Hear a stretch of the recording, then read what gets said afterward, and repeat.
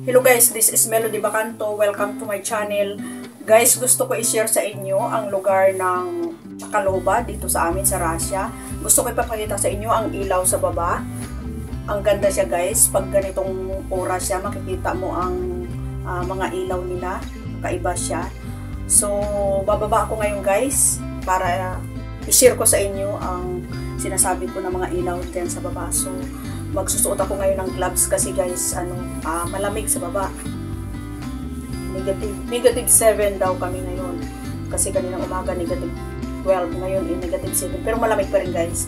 So magsusuot ako ngayon ng gloves. So ganito ang suot namin dito guys pagka winter, dubli-dubli siya guys. So kailangan magsuot din pa rin ng gloves kasi malamig siya.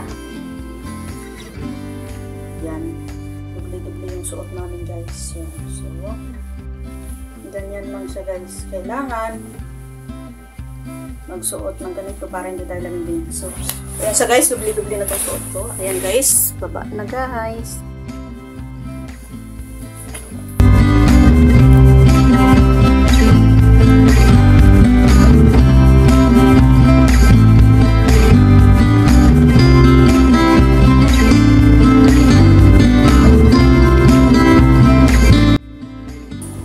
So ayan sa guys, andito na ako ngayon sa baba. Ito ang sinasabi ko sa inyo na gusto kong i-share sa inyo, ang lugar ng Chakaloba dito sa amin sa Russia. Yan. So ito ang baba namin guys. Ito ang aming building. Yan. Na tinutuluyan.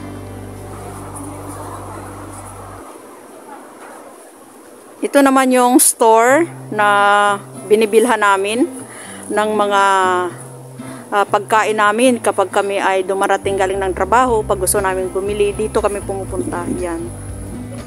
Tapos may isa pa siyang store din dito. Yan siya, yung medyo maliit pero mura yan dyan. So ayan siya guys, ganyan ang itsura niya pagka gabi dito sa amin. Yan. So, pupunta pa tayo doon guys sa dulo para makuha natin ang kagandahan ng Chakaloba.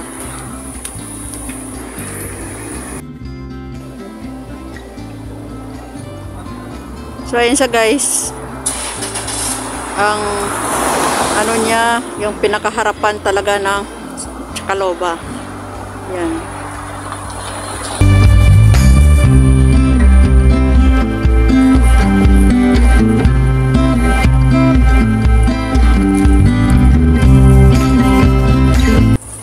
So ditong way guys, meron din dyan na kainan ata yan.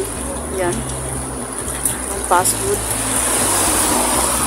So okay naman siya guys. Kasi hindi ka na lalayo. Makakabili ka rin dito. Pag mayroon kaming bibilin guys na iba, pupunta naman kami sa ibang lugar pero mga Sunday na yun. Pero pag after ng work namin, dito kami pumupunta sa store na yan.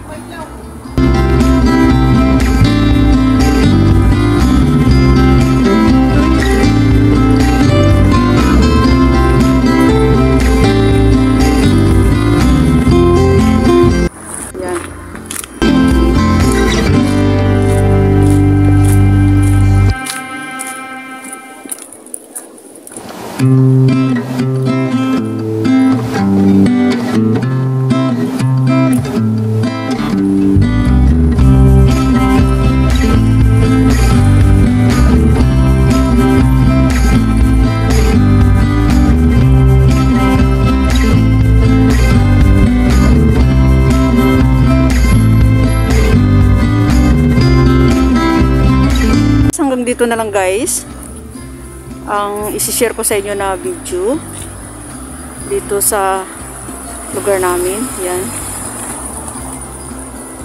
So ayan siya guys, ang view ng Chakaloba, Vladivostok, Russia paggabi. Ayan guys, nandito na ako ngayon sa bahay, nakabalik na ako. Ayan. Nakatakip ako guys ng ganito kasi sobrang lamig sa labas. Kailangan nakatakip talaga ang mukha, nakatakip din ang ilong para hindi mo maano ang sobrang lamig sa labas. So, ayan siya guys.